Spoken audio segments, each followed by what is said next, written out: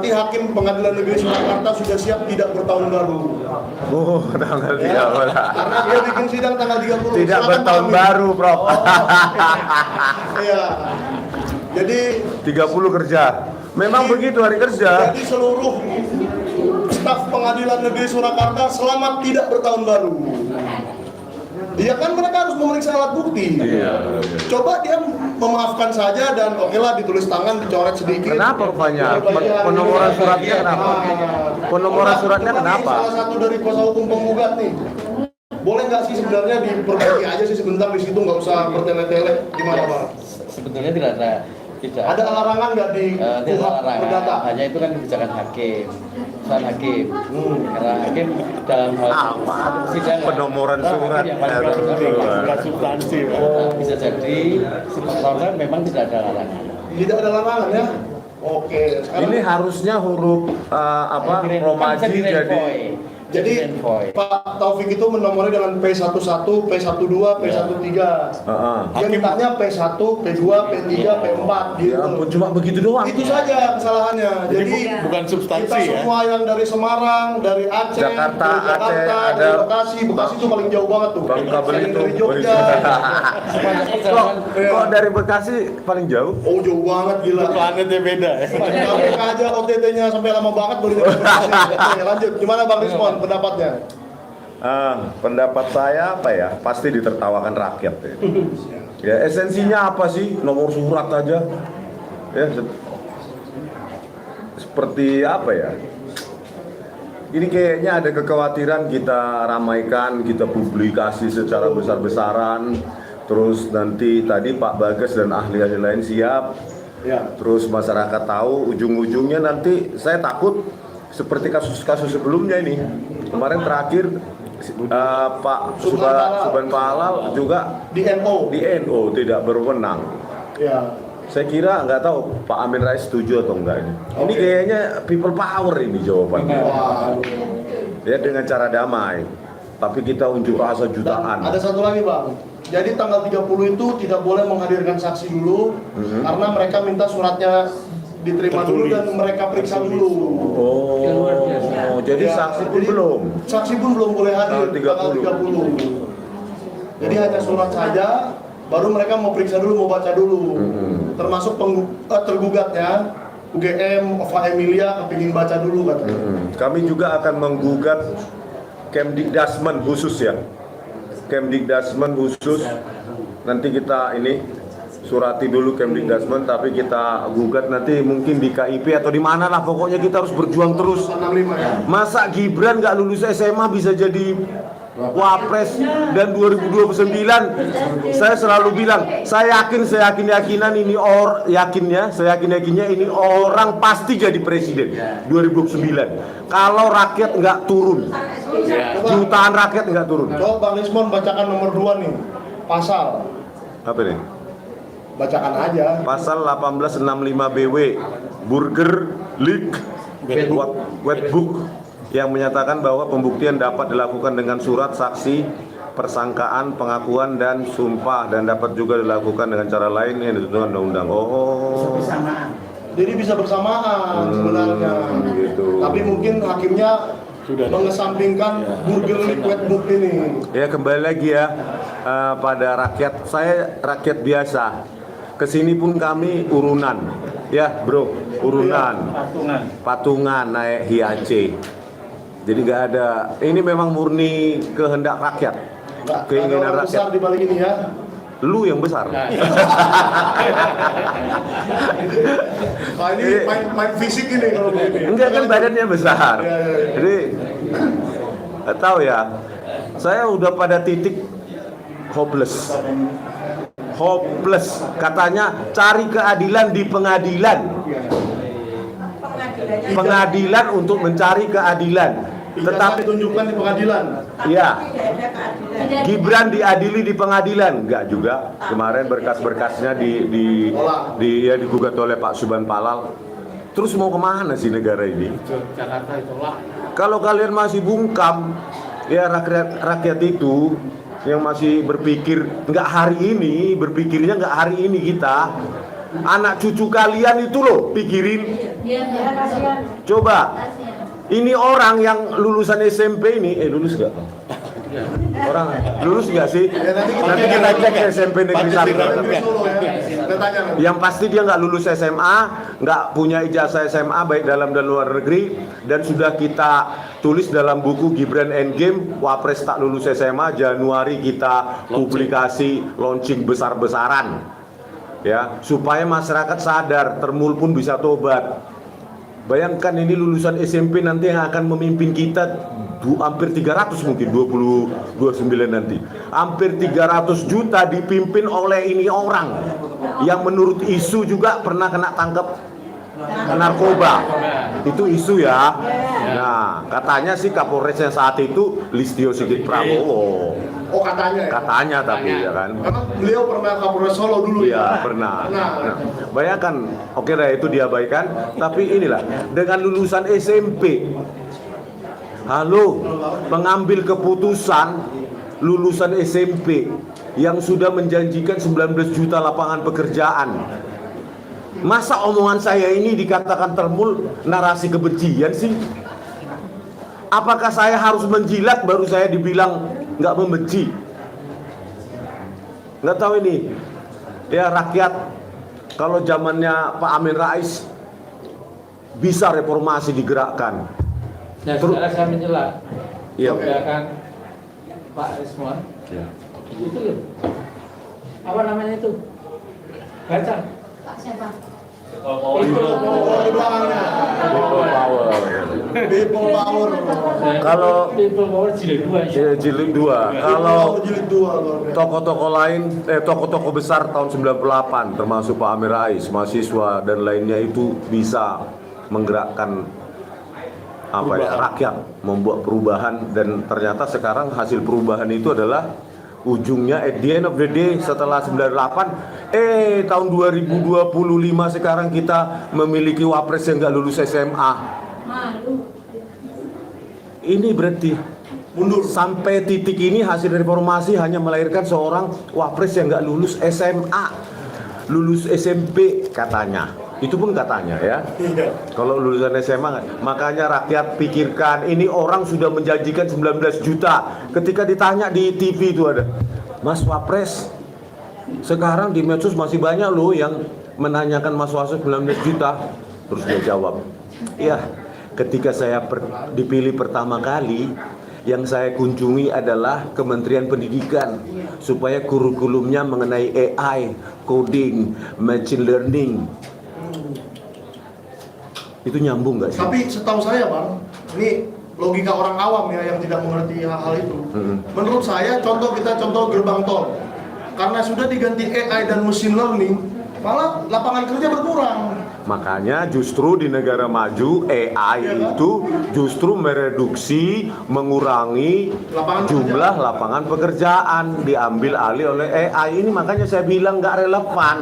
Jadi Yang ditanya, itu apa Bang? makanya yang ditanya penciptaan 19 juta lapangan pekerjaan, yang dijawab AI, coding, machine learning. Oh, maksudnya- Di mana ini adalah himpunan ilmu yang justru mengurangi jumlah lapangan pekerjaan. Maksudnya dia itu mengurangi 19 juta lapangan pekerjaan Bang. Oh, dengan AI itu ya. Dengan AI. Oh gitu. Terima kasih ya Mas Gibran. Pekerjaan kami mau kau ambil dengan AI. Nah, jawabannya kalau semua di tempat-tempat rakyat mencari keadilan yang namanya pengadilan, itu semua di NO. Apa jawabanmu rakyat? Apa kalian cuma scrolling HP dan berharap perubahan Indonesia turun dari langit? Lihat kami nih, modal sendiri, panas-panasan, keringat-keringatan nih. Saya nggak tahu, udah basah selalu. Jauh. Ya, jauh dari Sumatera Utara. Terus kalian scrolling HP, mencibir, menyinyirin kami. Tetapi ketika anakmu pengangguran, kalian mengeluh. Ketika anakmu, suamimu nggak punya pekerjaan, kalian mengeluh.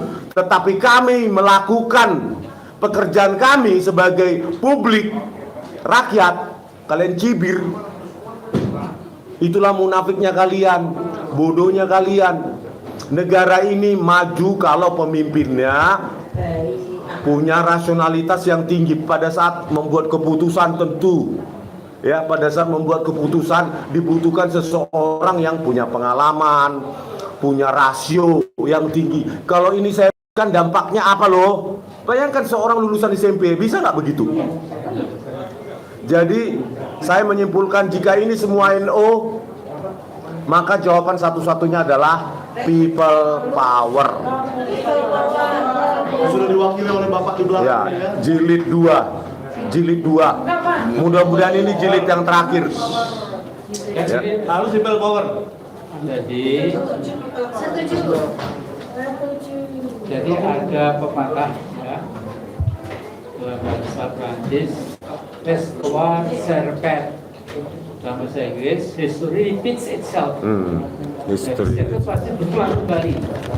Jadi saya kira ini sudah waktunya kita tidak usah over emosional dan jangan pernah ya, karena hati saya tadi menangis ketika Pak Senipar ini mengatakan hopeless. Jangan hopeless, Pak. Masih ada harapan, ada sinar di ujung terowongan yang gelap itu, insya Allah ya. Jadi saya kira saya mengingatkan TNI dan Polri itu tegak lurus setia kepada negara, bukan pada pemerintah.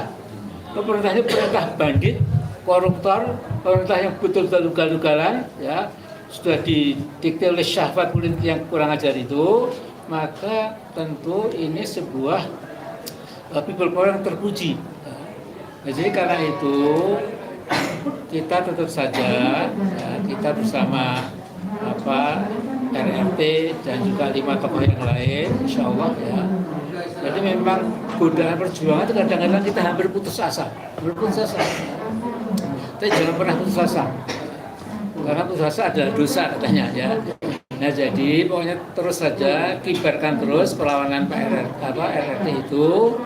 Saya kira sebagian besar rakyat yang waras, berpikir rasional dan bertanggung jawab itu tidak bersepakat dengan langkah-langkah rezim Prabowo ini yang ternyata masih didikte ya. Bukan saja oleh Jokowi, didikte bahkan maaf ini Pak Prabowo ya, oleh Kapolri. Luar biasa.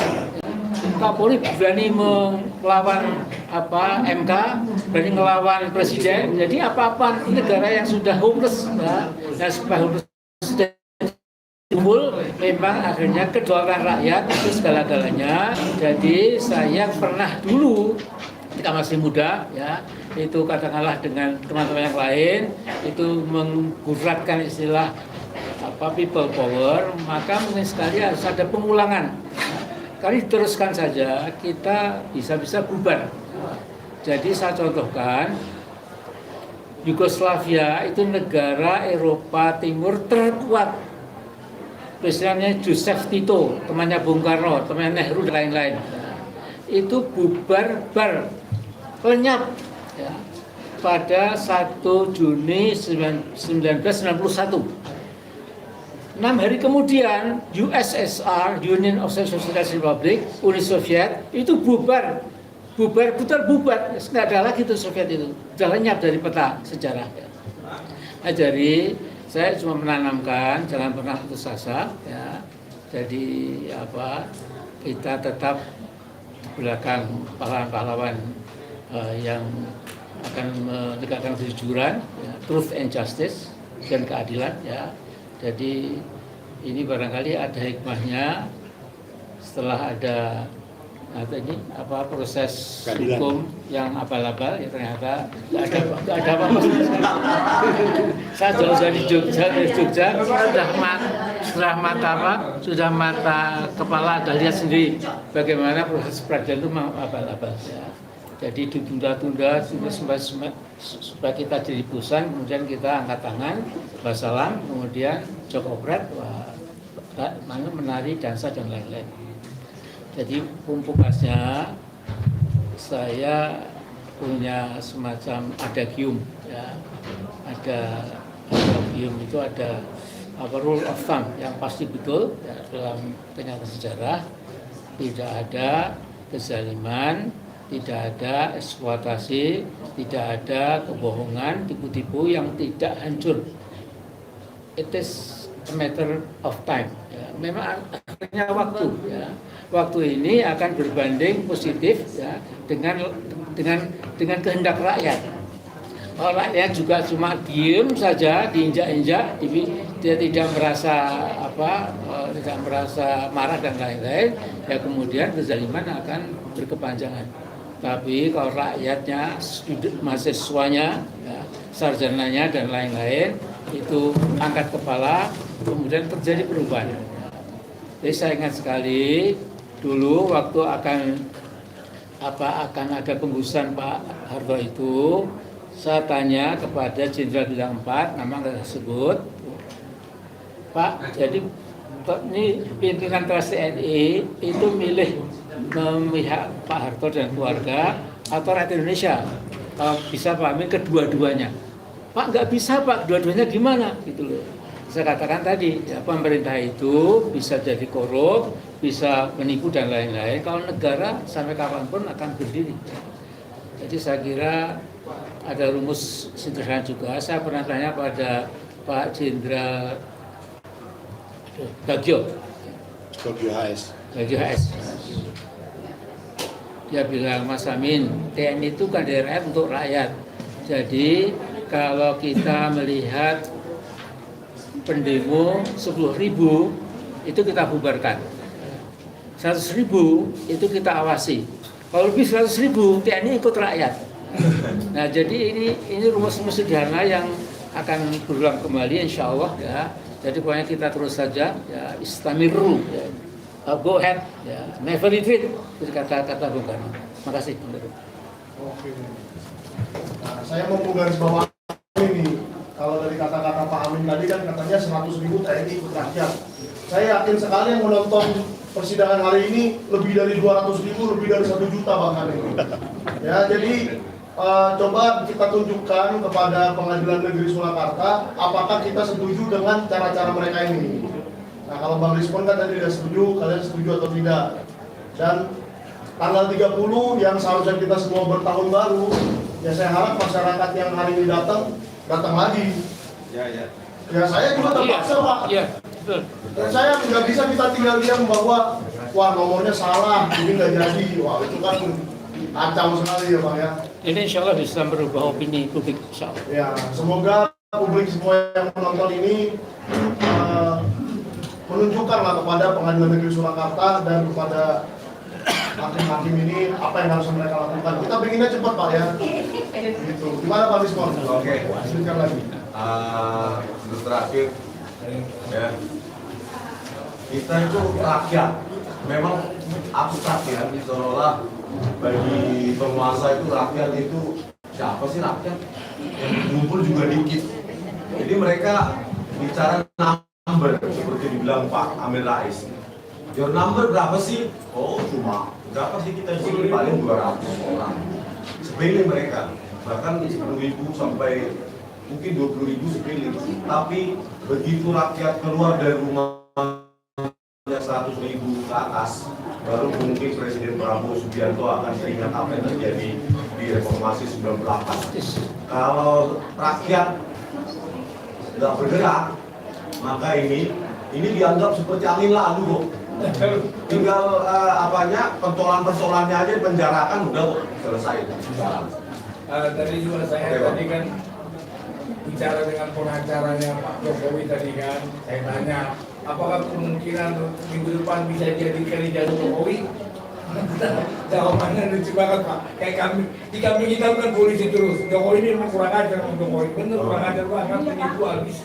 Dibilang sama pengacara itu bahwa ijazah tidak mungkin kami bisa berikan karena dalam penguasaan Polda Metro Jaya. Memangnya lebih tinggi Polda apa lagi? Pengadilan kan gila itu pengacara. Itu bisa paksa. Ada penjat pakai katanya. Tidak bisa udah selesai. Apalagi berarti ijazah Jokowi itu masuk kejahatan makanya dipegang. Nah, izin Bang, saya tambahkan. Mungkin Pak Amin Rais tahu terkait dengan masalah pengecekan ijazah. Pak Amin kan katakanlah orang lama ya. Dulu ada ketentuan Bank Indonesia mengenai 3D, dilihat, diraba, diterawang. Dan ketentuan 3D ini itu disosialisasikan oleh Polri. Itu bisa dicek di dalam Instagram Polri. Dalam gelar perkara khusus kemarin itu Pak Amin, Dr. Risma ini hanya bisa dilihat, hanya bisa melihat saja. Mengintip-ngintip. Nah iya, gitu aja. Diraba tuh nggak bisa, diraba-raba tuh nggak bisa, Pak Amin. Apalagi diterawang. Nah, kalau hanya bisa dilihat, diraba, diterawang nggak bisa, menurut Profesor, ijazah ini bagaimana? Ya gaib. Gaib ya, jadi ya. Jadi sesuatu yang tidak measurable, tidak bisa diukur, Iya. tidak bisa seeable, tidak kelihatan, ya itu pasti gaib.